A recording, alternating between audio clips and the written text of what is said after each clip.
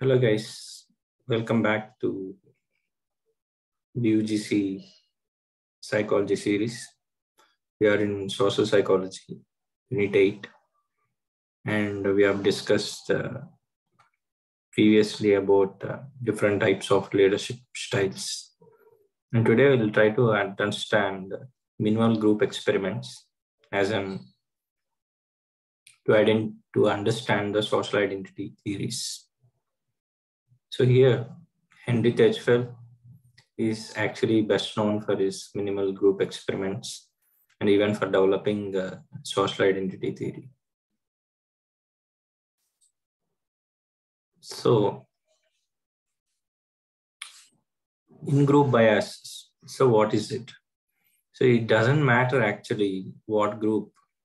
For example, we have a bunch of 100 individuals, right? And then when we divide them into group A, B, be it any random characteristics we assign to that group, right, randomly.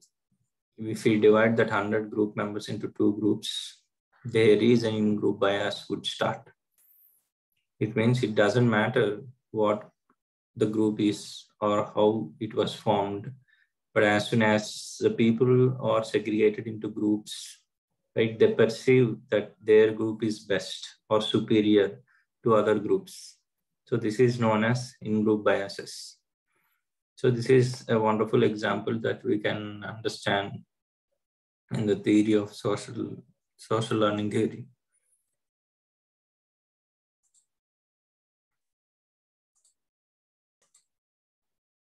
So social identity theory states that the people get their identity from the group to which they perceive they belongs to. So when the bunch of 100 people were divided into two groups, they started identifying themselves in a group that they belong to. But however, to gain an identity, we need to have a comparisons between our groups and other groups. So in order for our identity to be more positive, we need to see our group as being more superior than others. So this is what social identity theory states. And one of the famous pieces of research, they're looking into this in group biases, ethnocentrism, was developed by JRF, which is known as Robert's cave study. So this is one of the study which actually speaks about how in-group biases would work.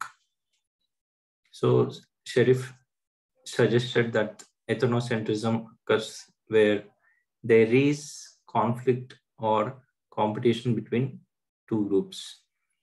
But Tejfel claims that simply being in a group and being aware of the existence of another group is sufficient for development of some kind of prejudice.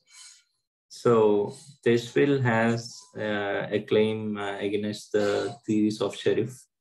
So Tejfel investigated observable discrimination as a behavior rather than prejudice, a belief.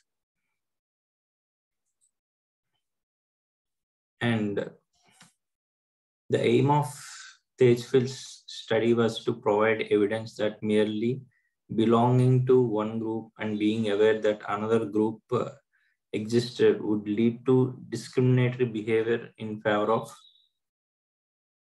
our own group. So this is what he wanted to study.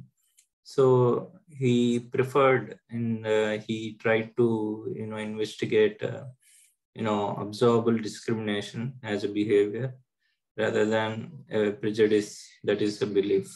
So people like to behave in ways considered appropriate, that is, we conform to social norms.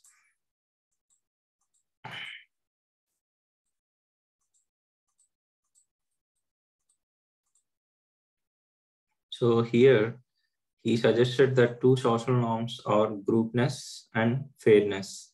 So Sage felt that groupness is stronger than the fairness.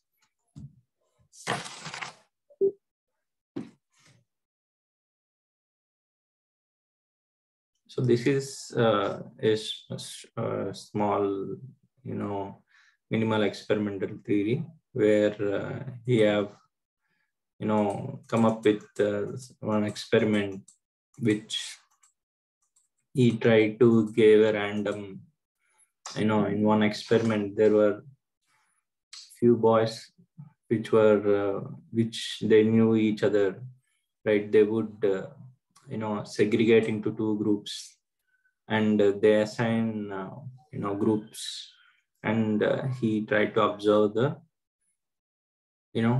discrimination as a behavior. So this is a short video regarding the minimal groups experiments.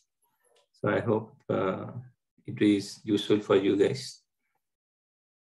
So in the next videos, we will be talking about